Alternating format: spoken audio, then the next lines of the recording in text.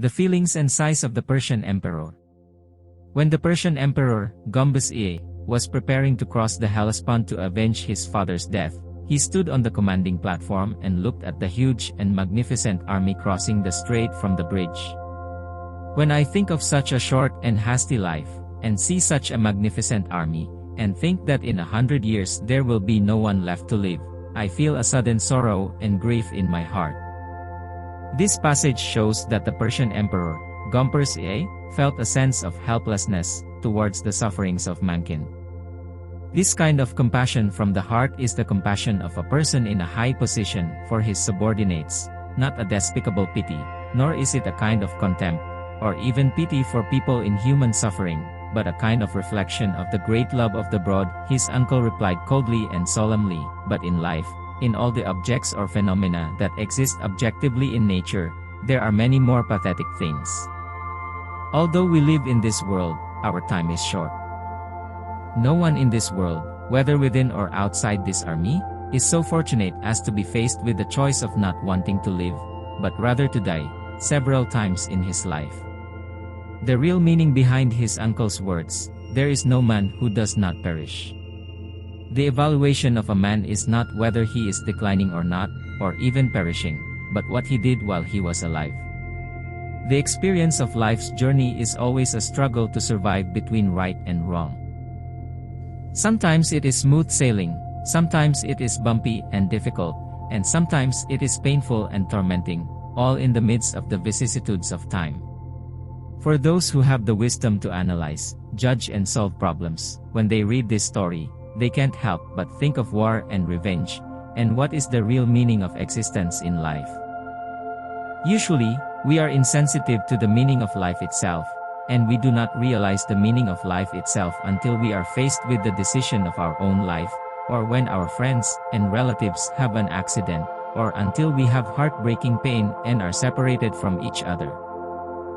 On the contrary, when someone who is also unrelated to us is faced with the decision to die, or when his or her close friend or relative has an accident, or when he or she suffers heartbreaking pain, or when he or she is separated from his or her family, at most we will only mourn, but we will not realize the meaning of our own existence.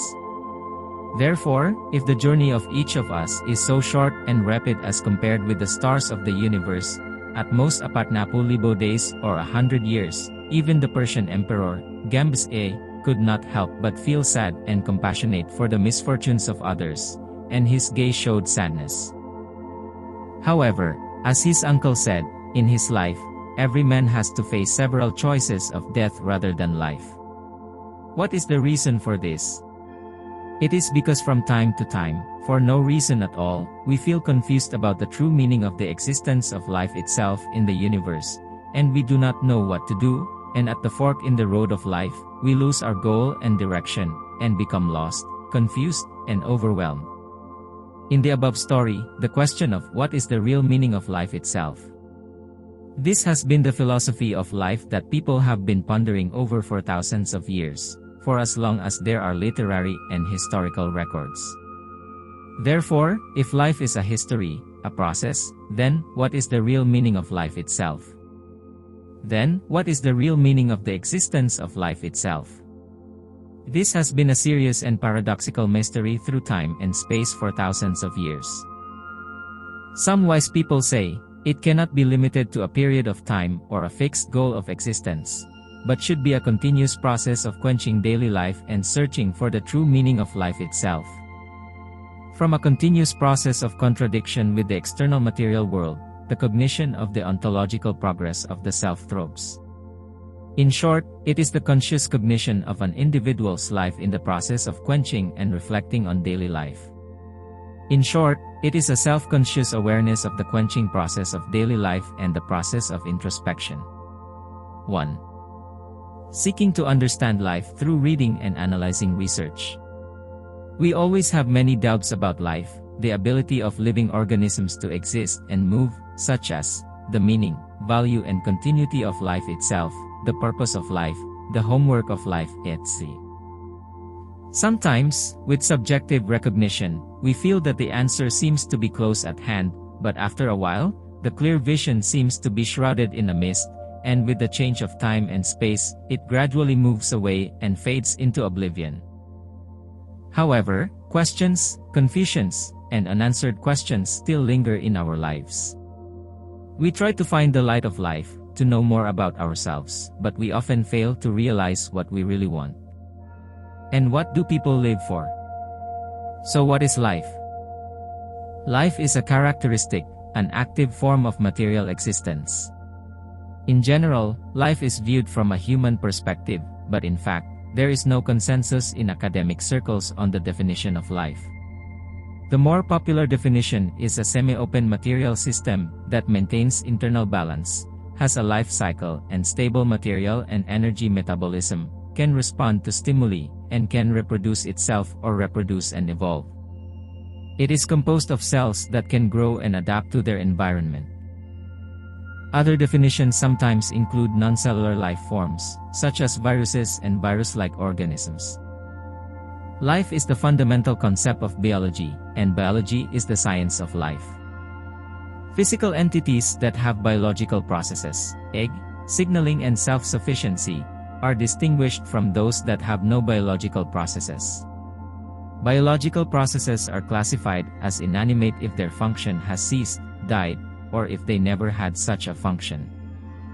Life encompasses all the characteristics of living things, and living individuals are born, grow, age and die. Living communities evolve through natural selection to adapt to the environment as individuals change from generation to generation. Biology is a science centered on the study of life. The smallest unit of life is the organism, which is composed of one or more cells that can metabolize, maintain constancy, grow, respond to stimuli, reproduce and even evolve to adapt to the external environment, continue to reproduce and produce future generations. Life exists in various forms, such as plants, animals, fungi, protists, archaea and bacteria. Many different organisms can be found in the Earth's biosphere, and in all of them there is a common characteristic of being composed of cells based on carbon, English, carbon-based life, and water, with their organization and genetic information that can be passed on. The origin of life is the natural process by which life arises from non-living matter, such as simple organic compounds. The prevailing scientific assumption is that the transformation from abiotic to biotic is not a single event, but a process that gradually increases in complexity, so that according to the definition of natural science, life is a substance that is capable of differentiating itself into two identical units in a nutrient-rich fluid. This process is controlled by a substance that we call ne. However, the life that we are seeking for the meaning of the existence of life in the universe is not in the sense of natural science, but in the narrow sense of social science, a group of self-reproducing individuals that occupy a certain space and have their own unique culture and customs. Since societies are usually considered to be composed of human beings, societies and human societies generally have the same meaning, the past events and actions of human societies, and the systematic recording, interpretation, and study of these events and actions. History is an important achievement of human spiritual civilization, along with ethics, philosophy, and art. It is the knowledge of natural or social things, the meaning given by man to the object, and the spiritual content transmitted and exchanged by man in the form of symbols. Human beings in the communication activities, the exchange of all the spiritual content, including intention, meaning, intention, understanding, knowledge, values, concepts, and so on life. Thus, the meaning of the existence of life in the universe is related to the meaning of the life or existence of the other in general. In a broad sense, it includes the question of the purposive meaning of the existence of life in the universe, in its own existence. In the narrower sense, it explores the question of possible meanings in the evolution of biology and social culture, especially in the case of Homo sapiens. In a narrower sense, it examines the interpretation of man's relationship to his world. Therefore, there are two kinds of life in the sense of the existence of life in the universe in general. One is life in the sense of the universe as a whole, and the other is life in the sense of individual life. Thus, the problem we study is divided into two parts. One is the study of life in the overall sense, and the other is the study of life in the individual sense, and we have to explore and study the relationship between these two different meanings of life, which is indispensable for the study of the meaning of the existence of life in the universe. Sure, a battlefield. In terms of the meaning of the existence of life in the universe as a whole, we can see from the above that there are many different creatures in the Earth's biosphere, so that we can understand the meaning and value of their existence, and the existence of life in the same frame as human beings. From the point of view of the life and death of human beings and different living creatures in history, we will interpret what is the meaning of existence of each life itself. Is it really like Schopenhauer's, life is like a pendulum, constantly swinging in pain and boredom, or is it like the life is like Xerxes rolling a boulder day after day, as Cavour says, or is it the nihilism of Nietzsche's, God is dead, value that is lost, or is it Hegel's life, the will to work consciously for the realization of a certain ideal or the achievement of a certain goal? Or is it a test of the will of the whole against the will of the individual? Or is the existence of life in the universe itself a battlefield between human beings and other species? So what is the meaning of the existence of the minuscule bacterial virus life itself?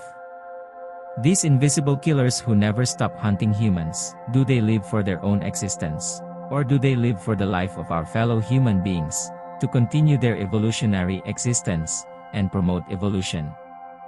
If not, then what is the meaning and value of their existence, and the existence of human life in the same frame? Ants, elephants, cats and dogs that are closest to human beings, what is the meaning and value of life in the same frame with human beings? Is the meaning and value of life in the same frame with human beings a 5-star steak to be enjoyed by people, or is it a pet to be tamed to be adopted, or is it a battlefield of tyranny where they fight each other for survival?